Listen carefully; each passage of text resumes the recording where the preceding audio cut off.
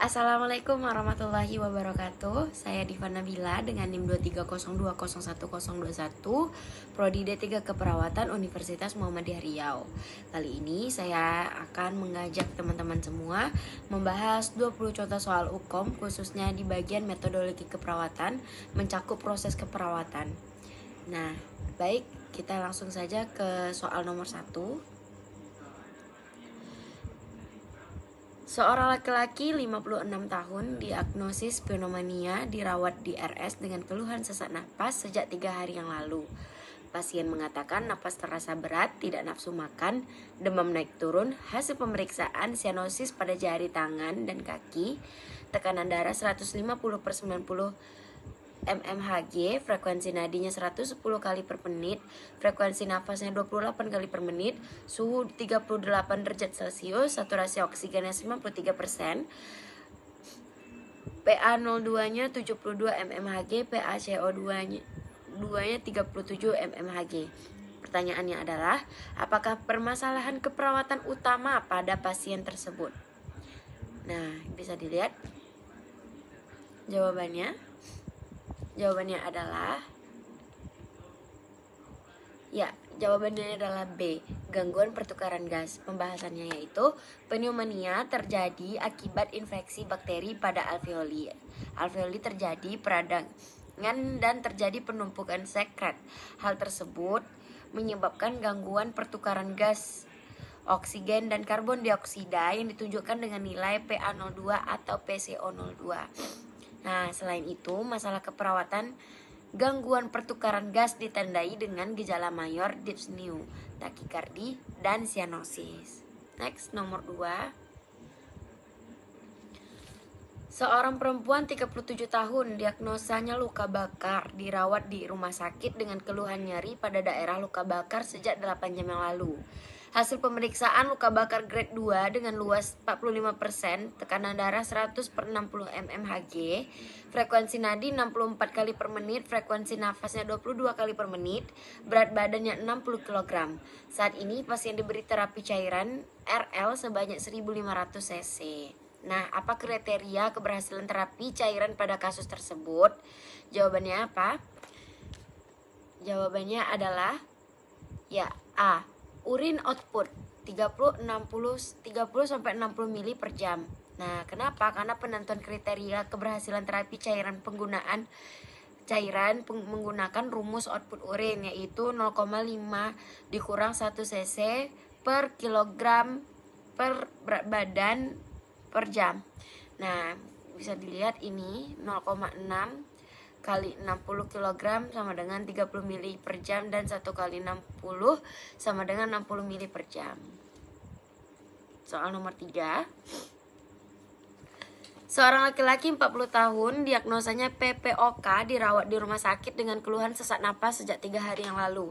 Hasil pemeriksaan bunyinya ronsi, napas cepat dan dangkal, pernapasan cuping hidung, sianosis pada ujung jari, tekanan darah 100/70 mmHg, frekuensi nadi 104 kali per menit, frekuensi napas 30 kali per menit. Perawat menetapkan masalah keperawatannya adalah gangguan pertukaran gas. Apakah pemeriksa penunjang utama pada pasien tersebut? A. Analisis gas darah, elektrolit darah, darah lengkap, hemoglobin atau ronsen. Jawabannya adalah analisis gas darah A. Pembahasannya, pasien mengalami gangguan pada sistem pernapasan ditandai dengan sesak, sianosis, dan terdapat ronci. Suara ronci muncul karena terjadi penumpukan sekret pada alveolus. Hal tersebut menyebabkan gangguan pertukaran gas dan kurangnya produksi oksigen ke organ dan perifer, sehingga muncul tanda sianosis. Berarti contohnya misalnya kayak biru di kukunya gitu, sianosis. Untuk mengetahui adanya gangguan pertukaran gas, maka dibutuhkan pemeriksaan analisis gas darah. Next, nomor 4. Soalnya adalah Seorang perempuan 28 tahun, P2A0, nifas hari ke-10, habis melahirkan. Saat perawat kunjungan ke rumah, pasien mengeluh bingung cara memenuhi kebutuhan ASI karena seminggu lagi mulai bekerja ke kantor. Hasil pengkajian bayi menyusu sangat kuat, kemudian perawat menjelaskan cara memenuhi kebutuhan ASI jika ibu bekerja.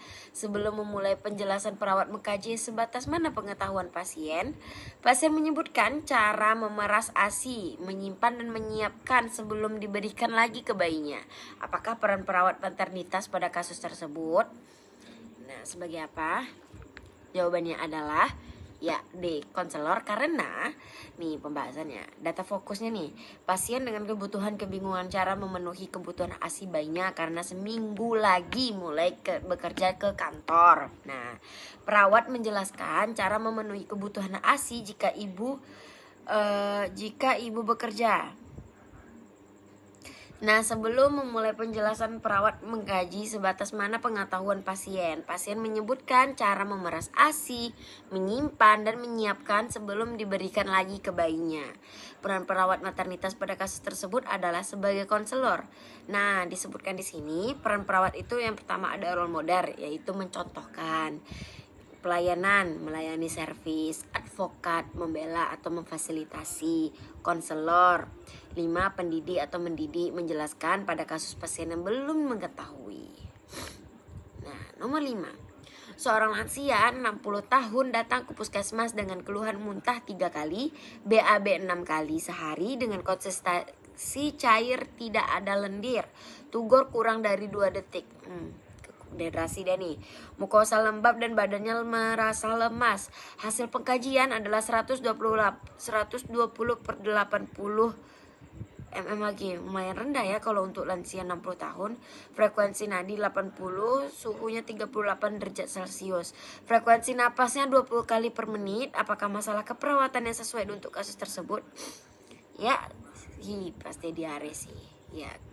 Nomor 6. Seorang laki-laki 60 tahun sudah 3 hari dirawat di ruang penyakit dalam dengan diagnosis hepatitis. Hasil pengkajian, perut bagian kanan atas terasa penuh, terasa sesak, diare, penurunan nafsu makan, mual dan muntah. SGOT-nya 300 U per liter ya. SGPT 200, tekanan darah 130/80, umur 50 tahun. Frekuensi nadi 60, suhu 37,5, frekuensi napas 28 kali per menit. Masalah keperawatan utama pada kasus tersebut adalah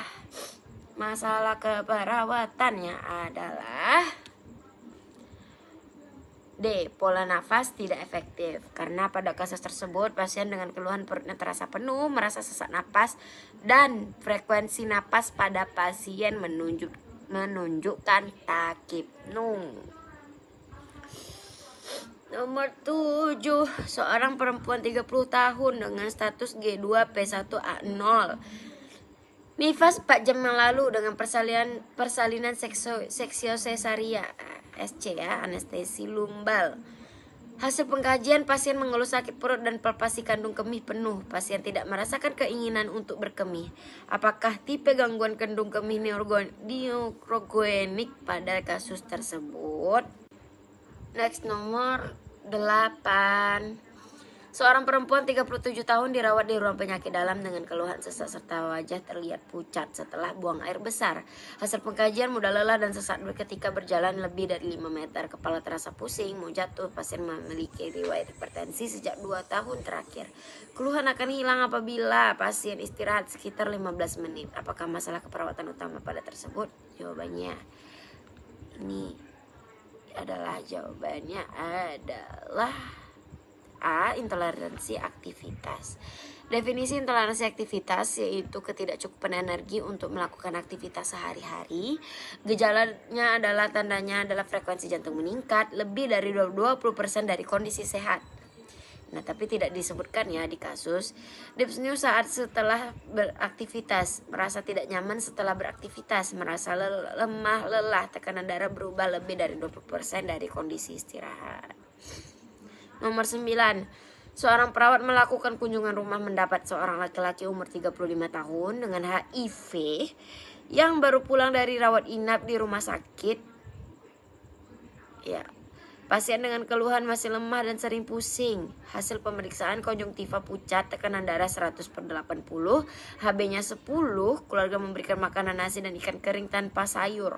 Keluarga kurang paham tentang diet pada pasien tersebut. Apakah intervensi keperawatan pada kasus tersebut? Jawabannya E. Menjelaskan jenis manfaat. Menjelaskan jenis dan manfaat makanan yang harus dikonsumsi oleh pasien. Pembahasannya, nah pada kasus di atas didapatkan pasien HIV dengan kondisi lemah dan sering pusing.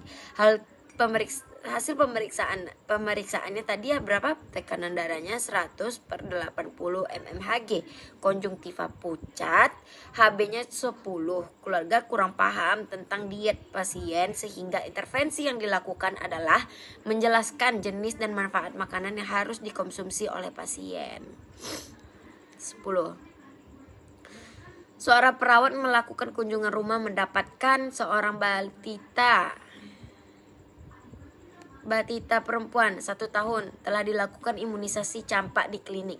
Keluarga memberikan obat penurun panas tetapi masih merasa ketakutan serta cemas dengan kondisi batitanya. Hasil pengkajian didapatkan suhu 37,80 derajat Celcius. Batita dengan keluhan tenggorokan kering. Apakah tindakan keperawatan yang tepat pada kasus tersebut? Jawabannya menjelaskan kepada keluarga tentang efek imunisasi pada anak. Keluarga telah membawa anaknya untuk imunisasi campak. Keluarga tampak cemas dan ketakutan dengan kondisi anaknya. Perawatan dapat menjelaskan efek tentang imunisasi pada anaknya. Nomor 11, seorang perawat melakukan pendidikan kesehatan pada keluarga dengan masalah peningkatan kadar kolesterol dalam darah. Metode yang digunakan adalah demonstrasi. Perawat telah mempraktikkan cara membuat ramuan herbal berupa rebusan daun seledri dan meminta keluarga untuk mendemonstrasikan.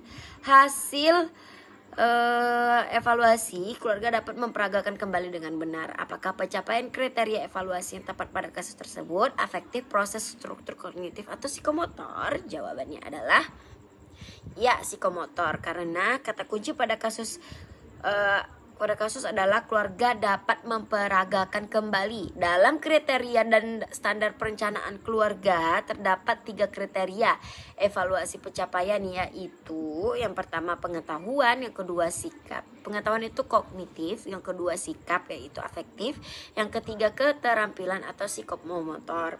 Definisi klasifikasi standarnya adalah A. Kognitif, yaitu melihat kemampuan keluarga dalam menjelaskan kembali apa yang sudah disampaikan oleh perawat keluarga. Kedua, afektif, yaitu melihat kemampuan keluarga dalam mengambil keputusan sehingga dapat segera memecahkan masalah yang dirasakan oleh anggota keluarga. Ketiga, psikomotor, diharapkan keluarga mampu untuk melakukan tindakan yang sudah disampaikan oleh perawat, yaitu keluarga dapat mempraktikkan kembali cara membuat minuman untuk mengurangi kolesterol. Evaluasi keperawatan pada tindakan pendidikan kesehatan keluarga juga dapat dilakukan dengan struktur, proses, dan hasil. Maka jawaban yang tepat adalah E. Psikomotor. Nomor 12. Seorang lansia 68 tahun dengan diagnosa stroke ditemukan perawat saat kunjungan rumahnya. Klien mengeluh tidak mampu berjalan, kaki kanan lemah. Hasil pengkajian keluarga tidak pernah melatih klien untuk dapat berjalan karena tidak mengetahui caranya. Keluarga tidak bisa mengambil keputusan tindakan apa yang akan dilakukan. Apakah implementasi keperawatan utama pada keluarga tersebut? Ya, jawabannya E. Memberikan edukasi tentang latihan gerak. Pembahasannya adalah pada kasus diketahui klien diagnosanya stroke dengan keluhan tidak mampu berjalan, kaki kanan lemah. Keluarga tidak pernah melatih klien untuk bisa berjalan karena tidak mengetahui caranya. Implementasi yang tepat yaitu memberikan edukasi tentang latihan gerak. Nomor 13. Seorang laki-laki 25 tahun sudah 4 hari dirawat di ruang bedah dengan post-orif. Hasil pengkajian, pasien mengeluh gatal dan panas di area luka operasi, nyeri, luka operasi kemerahan pada luka jahitan dan lembab. Tekanan darahnya adalah 120/80. Frekuensi nadi 85, suhunya 37,8. Oh, panas ya. Frekuensi napas 22 kali per menit. Perawat berencana untuk mencegah terjadinya infeksi, karena itu emang tanda-tanda infeksi, karena ada kemerahan, terus panas ya, kalor gitu. Apakah intervensi utama pada kasus tersebut? Yaitu jawabannya iya, lakukan perawatan luka. Kondisi luka yang terlihat kemerahan, nyeri lembab, serta keluhan gatal dan panas, ada indikasi kondisi luka yang mengarahkan pada risiko infeksi. Fokus pada kondisi luka secara prioritas adalah masalah integritas kulit dan risiko infeksi secara mandiri, mengharuskan perawat memprioritaskan tindakan perawatan luka untuk mengatasi masalah keperawatan utama. 18. Seorang perempuan 37 tahun dirawat di rumah sakit dengan kanker kolon dan dilakukan kolostomi. Perawat merencanakan perawatan pada kantung stoma yang telah terpasang dan telah meminta persetujuan pasien, kemudian menyiapkan alat. Apa langkah berikut yang dilakukan oleh perawat? Jawabannya adalah memberikan posisi yang nyaman. Kenapa? Implementasi perawatan pada prosedur perawatan kantong stoma diawali dengan melakukan atau meminta persetujuan atas tindakan yang akan dilakukan. Kemudian menyiapkan alat-alat secara ergonomis. Dilanjutkan dengan memberikan posisi yang nyaman. Setelah itu perawat mulai tindakan dengan mencuci tangan dengan 6 langkah, mengobservasi luka stoma dan seterusnya. Next, nomor 20. Seorang anak perempuan 8 tahun dibawa ibunya ke UGD dengan keluhan sering buang air besar. Cair ya. Hasil pemeriksaan mata cekung, mukosa bibir kering, cubitan kulit perut kembali sangat lambat. Perawat melakukan pengkajian pemasukan dan pengeluaran cairan. Apakah rasional intervensi keperawatan yang dilakukan perawat? Jawabannya adalah C. Memberikan informasi tentang keseimbangan cairan. Tindakan yang dilakukan dengan mengkaji jumlah pemasukan dan pengeluaran adalah tindakan preventif untuk memonitor kondisi pasien dengan tanda-tanda kegawat daruratan, keseimbangan cairan, kebutuhan cairan, dan menentukan pemberian intervensi selanjutnya. Baik, itulah 20 soal yang sudah kita bahas. Saya memohon maaf karena tadi ada kesalahan di soal nomor 5 dan nomor